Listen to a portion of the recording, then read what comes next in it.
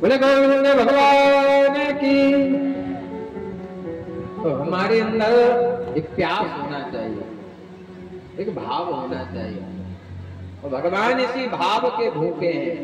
और जब तक हमारे अंदर वो भाव जागृत नहीं होगा तब तक हमारे अंदर कथा भी बैठने वाली नहीं है। बिन सत्संग विवेक ना हो, राम कृपा बिन सुलभ न सो। अच्छा गुरु मिल जाए, गुरु अच्छा मिलेगा तो ज्ञान भी अच्छा मिलेगा, सतमार्ग भी अच्छा मिलेगा। आगे श्रीमद् भागवत में सौनकादि ऋषियों ने श्री सूत जी महाराज से कहा, आप निष्पाप हैं, आपने समस्त इतिहास पुराण धर्म शास्त्रों का विधि पूर्वक अध्ययन किया है तथा उनकी भली भांति आप व्याख्या भी करके जानते हैं। हे भगवान, हम आपसे ये चाहते हैं कि जीवों के परम कल्याण का साधन क्या है जिससे उनका कल्याण हो जाए।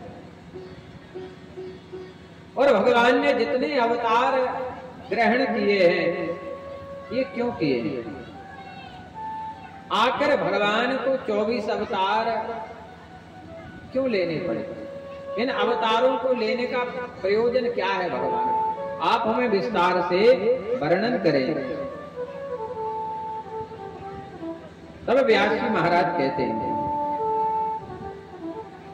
इति संप्रश्न संविष्टो विप्राणां गौमहर्षणि प्रतिपूज्य पचस्तेषां प्रवक्तो मुखचक्रमे। सूत जी महाराज ने सबसे पहले देवी सरस्वती को प्रणाम किया। बिना सरस्वती के आपके अंदर वाणी अच्छी नहीं आ सकती। एक बालक का जब जन्म होता है तो सब कुछ मिलता है उसे, पर वाणी नहीं मिलती है, वो बोल के नहीं जानता है। हमारे सनातन धर्म में नियम है कि सबसे पहले जो वंदना की जाती है वो गणेश जी की जाती है। तुलसीदास जी ने क्या कहा, वर्णानामर्थ संघानाम रसानाम छंदसामपि मंगलानाम च करतारो वंदे वाणी विनायको। वाणी के अधिष्ठात्री कौन है? सरस्वती।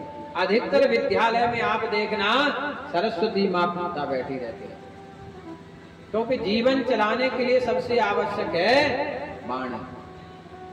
वाणी यदि आपकी अच्छी होगी तो पूरा भारतवर्ष आपकी मुट्ठी में हो जाएगा, और वाणी खराब होगी तो आप सीधे जेल में बंद हो जाओगे। किसी को गाली दे दी, लड़ाई झगड़ा हो गया, जेल चले गए। वाणी ऐसी बोली मन का आपा खोए, औरन को शीतल करे आपम शीतल। तो वंदना किए, नारायणं नमस्कृत्य नरं चैव नरोत्तमं देवी सरस्वतीं व्यासं ततो जयमुदीरये। उन्होंने देवी सरस्वती को प्रणाम किया, अपने गुरुदेव व्यास जी महाराज को प्रणाम किया है सरस्वती महाराज ने। पर यहाँ पर वो कहते हैं अहेतुक्य प्रतिहिता ये आत्मा संप्रसिद्धति। मनुष्य के लिए सर्वश्रेष्ठ धर्म क्या है? भगवान ने गीता में कहा है कर्मण्येवाधिकारस्ते मा फलेषु। भगवान कहते तुम धर्म करो, घर पर सत्यनारायण की कथा करो, मंदिर जाओ, भागवत कथा करो, वेद हवन करो, महामृत्युंजय जाप करो, पर मांगो कुछ नहीं। अब आज के समय में महाराज पंडित जी संकल्प बोलते हैं और नवचंडी तो पाठ हो रहा है, अब उसमें आप क्या क्या मांग रहे हैं? रोग भय, सर्प भय, शत्रु भय, अग्नि भय, ज्ञान पात नादि भय, अभिचार भय, दुस्संगम भय, आकस्मिक भय, नानागत भय निवारतम, इष्ट लक्ष्मी प्राप्त्यर्थम। कहाँ तक? चिरकाल पर्यंतम, मन जब तक हम जिंदा रहे। ग्रह कृत, मनुष्य कृत, प्रेतादि कृत, तंत्र मंत्र यंत्र निवृत्ति पूर्वम, दीर्घायु प्राप्त्यर्थम, धन धान्य प्राप्त्यर्थम, दैहिक दैविक भौतिक त्रिताप शांत्यर्थम। मतलब नवचंडी कर रहे हो, इतना मांग रहे हो, ऐसे कैसे हो जाएगा है? अरे 10 रुपया है तो 10 ही रुपए का सामान आएगा, 1 लाख का थोड़ी आ जाएगा। जितना है महाराज उतना ही मांग लो तो मिल जाएगा। और तुम जाकर के 1-2 नौका में पांव रखे हो, कहीं भी गिर सकते हो। बोले गोविंद भगवान की। तो वो कहते मनुष्य के लिए सर्वश्रेष्ठ धर्म वही है जिससे भगवान की हमें प्राप्ति हो जाए। तो हम ये कहते महाराज तुम भगवान से कभी कुछ नहीं मांगो, तुम्हें सब कुछ मिलेगा। मांगने से वही वस्तु मिलेगी, पर बिन मांगे मोती मिलेगी। सब चाहते हैं अच्छे स्कूल में पढ़ा रहे अपने बच्चों को, पर सबको नौकरी मिलती क्या? कौन माता पिता नहीं चाहता कि हमारा बेटा नौकरी ना करे। एक से एक स्कूल में पढ़ा रहे महाराज, और बाद में पता चला कि एक दुकान खोल के बैठ गया है। बिना हरी इच्छा के कुछ भी नहीं होता महाराज। और इनको पकड़ के रखो तो सब कुछ मिल जाएगा। बेटे को नौकरी मिलेगी, तुम्हें सुख मिलेगा, और तुम्हारा जो घर होगा वो सुखमय होगा। बस भगवान को पकड़े रहो, चाहे सुख हो चाहे दुख हो। कुंती ने भगवान से क्या मांगा? दुख। विपदा संतुना सस्वत तत्र तंत्र जगत को। हे कन्हैया, देना हो तो मुझे दुख दे दो। भगवान कहते बुआ दुख क्यों मांग रहे हो? आज तक मेरे मंदिर में कोई दुख मांगने आया ही नहीं है। इतने सारे लोग बैठे हैं, आप बताओ आपने कभी भगवान से दुख मांगे? किसी ने कोई मांगे? बताओ। जब आपने नहीं मांगे तो भारत में कोई नहीं मांगेगा। ये कहते हैं। अच्छा, इतने स्वार्थी हैं, कहते हैं जरूर आरती में कि तन मन धन सब कुछ है तेरा। कहते क्या है? तन भी आपका, मन भी आपका, धन भी आपका, पर कह देते पर करते नहीं महाराज। बोले गोविंद भगवान की। एक व्यक्ति दान के भाव आया उसके मन में कि दान करना है। बहुत कंजूस भी था। उसने चुवन्नी उठाई, वो जेठ का था महीना, मंदिर में थी लान, अच्छा मंदिर था, बोले अच्छे मंदिर में दान करेंगे तो फल ज्यादा मिलेगा। तो चुवन्नी ऐसी मुट्ठी में दबाए कि गिर ना जाए।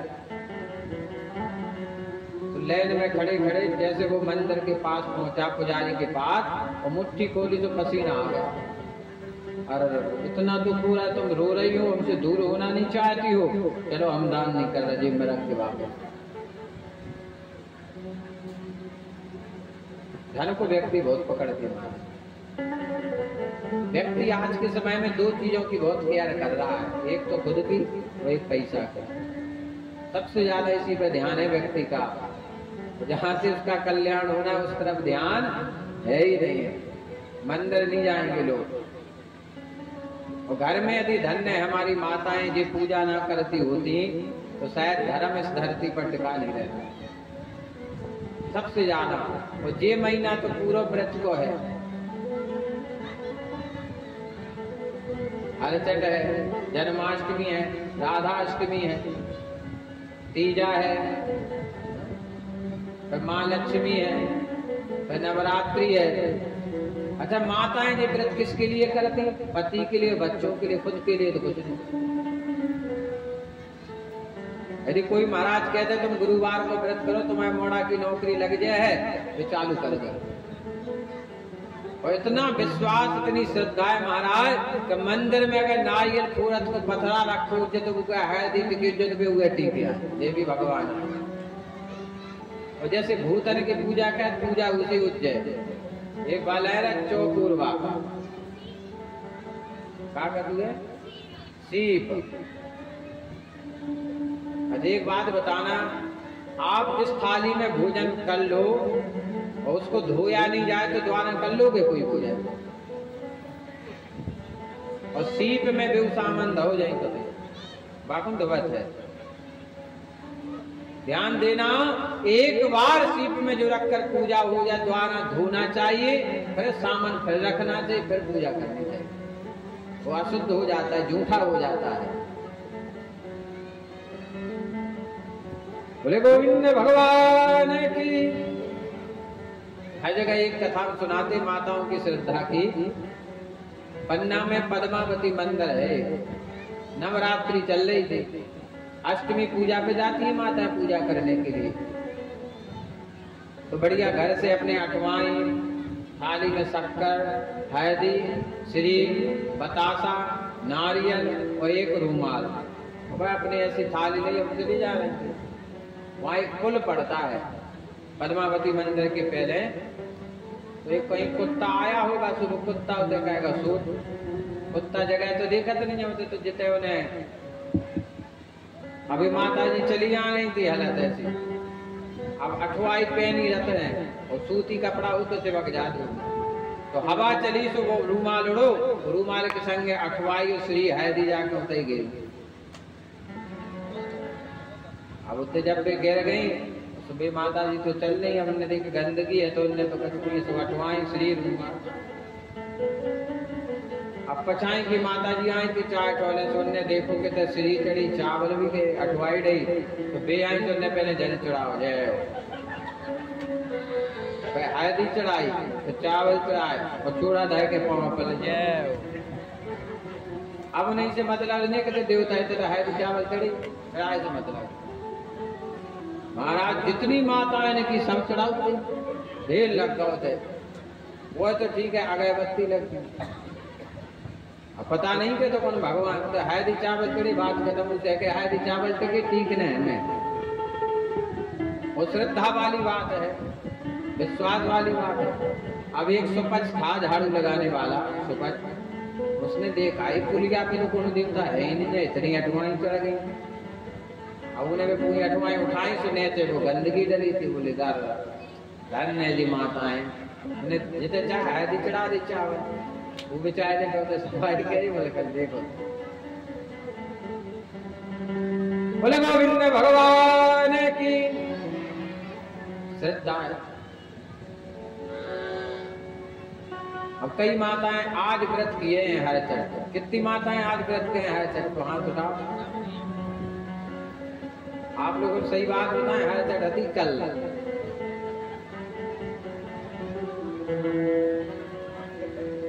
अब कल जन्माष्टमी है, अगर आज हर चढ़ तुम मनाओ तो पैसों जन्माष्टमी मना जो कल ही मनाई हो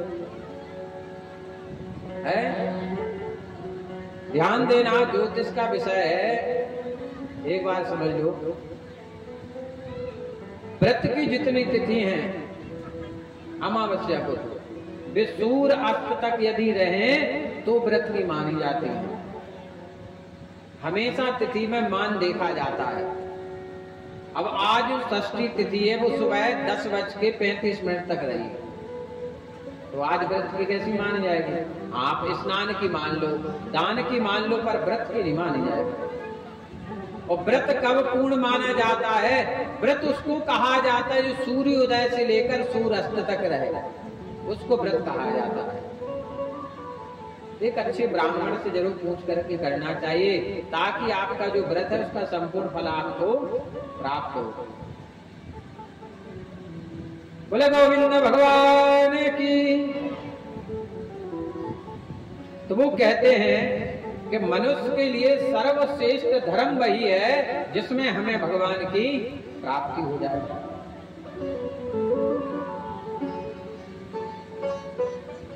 तृतीय अध्याय में भगवान के 24 अवतार का वर्णन किया गया। भगवान का पहला अवतार सनकादि, दूसरा बराह, तीसरा नारद, चौथा नरनारायण, कपिल, दत्तात्रेय, यज्ञ, ऋषभदेव, पृथु, मत्स्य, कच्छप, धन्वंतरी, नरसिंह भगवान, वामन भगवान, परशुराम, व्यास जी, राम, बलराम, कृष्ण। ये 23 अवतार तो हो चुके हैं। और एक जो अवतार है महाराज, कल की अवतार, जो इस कलयुग में होगा महाराज, विष्णु यश नामक ब्राह्मण के घर में कल की रूप में भगवान अवतार लेंगे। भागवत में लिखा है, जनता विष्णु यश तो नामना कलकर जगतपति। इस कलयुग में भी भगवान का अवतार होना है, तो ये होगा महाराज, क्योंकि पाप बहुत बढ़ रहा है।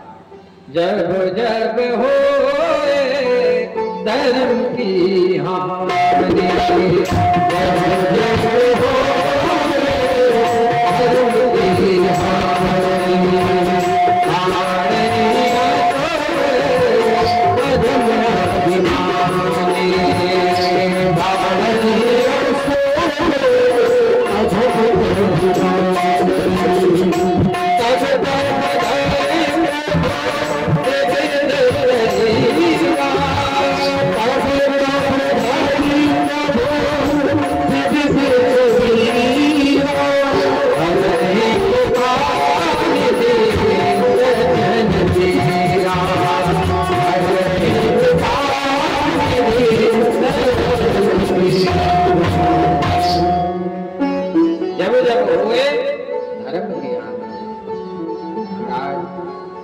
धन्य है युवा वर्ग बालक जिनके मन में ऐसी प्रेरणा है। हमारे शिष्य हैं गजेंद्र, गुरु पूर्णिमा पे घर आए, बोले गुरुजी आपका सुंदरकांड यदि अकाउंट में हो जाए तो मैं, कोई बात नहीं, हो जाएगा। सब शिष्य हैं, इकट्ठा कुछ कर लेना, हो जाएगा। सुंदरकांड होना था और चर्चा चल गई जैसे हुई तो भागवत हो जो राम रति राखा को करि तर्क बड़ा विशाखा। और यदि युवा पीढ़ी आगे आती है तो उन्हें साहस देना चाहिए, ताकत देना चाहिए कि तुम करो, हम तुम्हारे साथ हैं। भाई ऐसा नहीं है कि इसमें दान सब कर सकते हैं, किसी को मना नहीं है। जिसका लग जाए, जितना लग जाए उतना अच्छा है महाराज। और ये जो धन भागवत में जिसका लगता है वो अक्षय हो जाता है, कभी नष्ट नहीं होता है महाराज। जैसे दूबा कभी नष्ट नहीं होती महाराज, पूरी सूख जाए, जैसे पानी गिरेगा फिर। ये धन हमेशा ब्याज के सहित मिलता रहता है कभी समाज, इसलिए ऐसे कामों में दान पुण्य जरूर करना चाहिए। तो भगवान के 24 अवतार हैं महाराज। तो कल की अवतार भी होगा महाराज। इसी कलयुग में और हम ये कहते हैं महाराज अपने घर को देखो, हर व्यक्ति, हर माता पिता अपने बच्चों को संस्कारवान बनाओ, मंदिर में पूजा में बिठाओ, मंदिर में ले जाओ, पढ़ाओ लिखाओ, अच्छी बात है, लेकिन उसके साथ साथ उन पर ध्यान दो कि हमारे बच्चे बिगड़ तो नहीं रहे, गलत संगति में तो नहीं जा रहे, उल्टा सीधा खा पी तो नहीं रहे, तो संस्कार भी उनमें डालते रहो। समय से उन्हें उठाओ, रात में ज्यादा जागने नहीं दो, 10 बजे के बाद सब बंद कर दो, टीवी मोबाइल सब बंद कर दो 10 बजे के बाद। सो अपने आदत तो डलवानी पड़ेगी, जब आदत डल जाएगी तो अपने आप सो जाएंगे। 1 महीने तुम्हें कष्ट होगा, 2 महीने कष्ट होगा, और 30वें महीने आपके बच्चे 10 बजे सो जाएंगे। जो व्यक्ति जब 10 बजे सो जाएगा तो स्वाभाविक है 5 बजे तो उठ ही जाएगा, कितना सोएगा, उठ जाएगा अपने आप। बोले गोविंद भगवान की। इसलिए सभी से विनम्र अनुरोध है, और ऐसा नहीं महाराज, हाथ जोड़कर अनुरोध है, अपने बच्चों को संस्कारवान बनाओ, वरना ना जाने क्या होगा इस देश का। यदि संस्कार नहीं डाले तो बच्चे बिगड़ जाएंगे, और बिगड़ जाएंगे तो हमारा पूरा परिवार, हमारा वंश नष्ट हो जाएगा। और वो हमें देखना पड़ेगा अपनी संतान के द्वारा, जो हमने सोचा नहीं होगा, क्योंकि बिगाड़ने वाले बहुत हैं, बनाने वाले बहुत कम हैं। और संस्कार कथा में ही मिलेंगे महाराज, इसलिए कथा में जरूर लाओ, चाहे 5 साल का बच्चा हो, चाहे 3 साल का हो, जब जाने लगो तो अपने बेटे को परिक्रमा लगाओ, भागवत की पांव पढ़ो, पंडित जी के भागवत के पांव पढ़ो। ये संस्कार है। धीरे धीरे धीरे महाराज, एक कुएं पर पत्थर रहता है, उस पर गाढ़ पड़ जाती है रस्सा घिसते घिसते, उस पर क्यों नहीं पड़ेगा? पत्थर जितना थोड़ी दिमाग तेज है, खुद है। तो भगवान के 24 अवतार में कल की अवतार होगा। चतुर्थ अध्याय में महर्षि व्यास जी महाराज बैठे हुए हैं असंतुष्ट अवस्था में। नारद महाराज जी आए। नारद जी ने जैसे व्यास जी महाराज को देखा कि ये तो ऐसे बैठे हैं, क्या बात है? नारद जी से व्यास जी कहने लगे, हे नारद जी, मैंने 18 पुराण लिखे, 5वां वेद लिखा महाभारत, 6 उपनिषद लिखे, पर मुझे आज तक शांति नहीं मिली महाराज, संतोषी नहीं मिली है, आनंद की अनुभूति नहीं हो रही है। आखिर कारण क्या है? ऐसी क्या कमी रह गई है कि मुझे स्वयं उसको पढ़ने में आनंद नहीं आ रहा है? यदि कोई भोजन बनाए, जब उसको ही सब्जी अच्छी ना लगे तो दूसरे को क्या लगेगी? जब हमको अच्छा लगेगा तो दूसरे को अच्छा लगेगा। जब मिठैया को स्वयं विश्वास नहीं है अपने भोजन बनाने पर, तो दूसरे को कहां से अच्छा लगेगा? तो व्यास जी कहने लगे, क्या करे नारद जी? नारद जी महाराज ने अपने पूर्व जन्म की कथा सुनाई।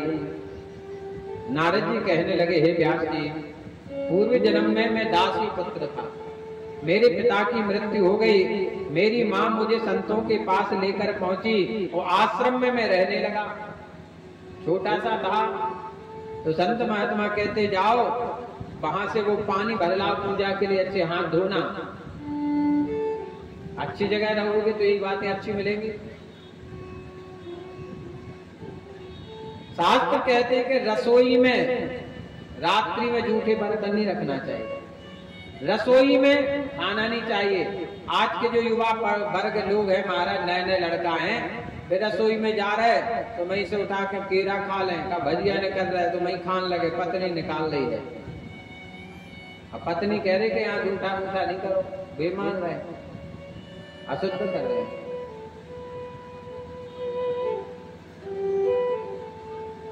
तो नारद जी महाराज सेवा करने लगे। महाराज सेवा करते थे।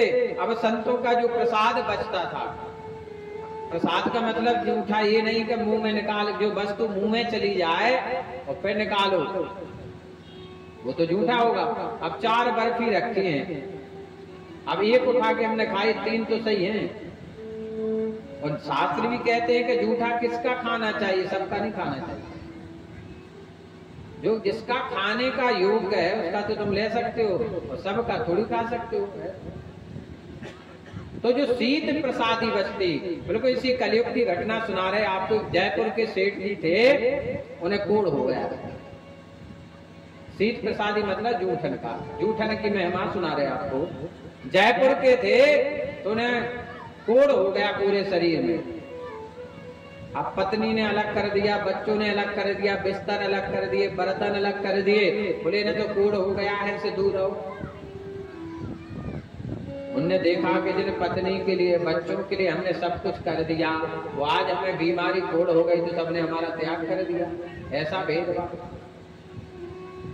घर परिवार को छोड़ करके वो रात्रि में घर वालों ने कहा ठीक है, घर से चले गए। और जो व्यक्ति बीमार हो, मरण अवस्था में, तो कोई उसको ढूंढने नहीं जाए।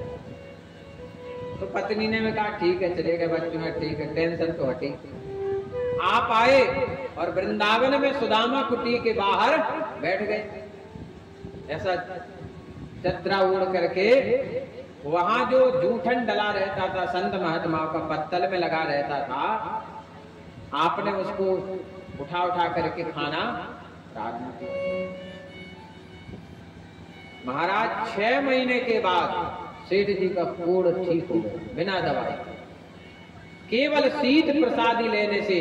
क्योंकि संत क्या करते हैं, भजन, साधना, तप, नियम क्रिया से चलते हैं। तो उनके पुण्य प्रताप से, उनका जूठन खाने से महाराज इनका कोढ़ ठीक हो गया, बिल्कुल सुंदर हो गए महाराज। अब बढ़िया ये वहीं रहने लगे, भजन करने लगे।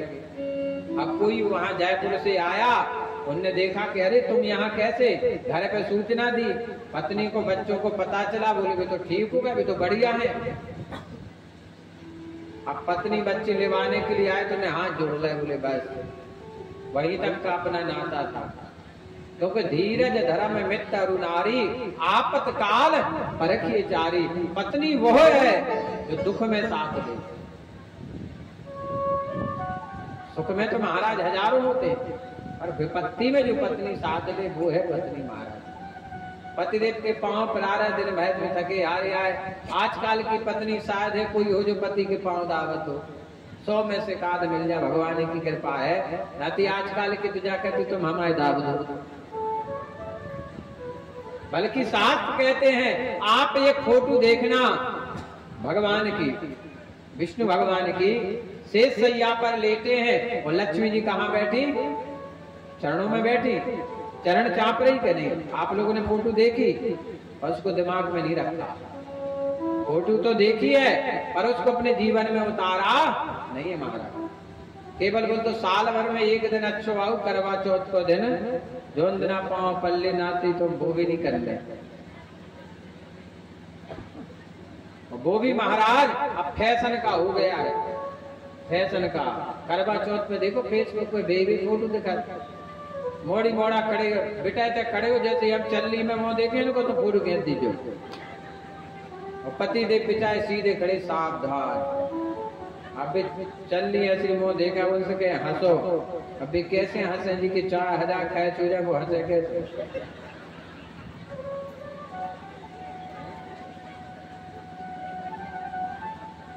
बिल्कुल सत्य बात है। हमारी धर्म पत्नी भी कहती कि तुम जहाँ चाह रहो पर करवा चौथ को आ जाएगा।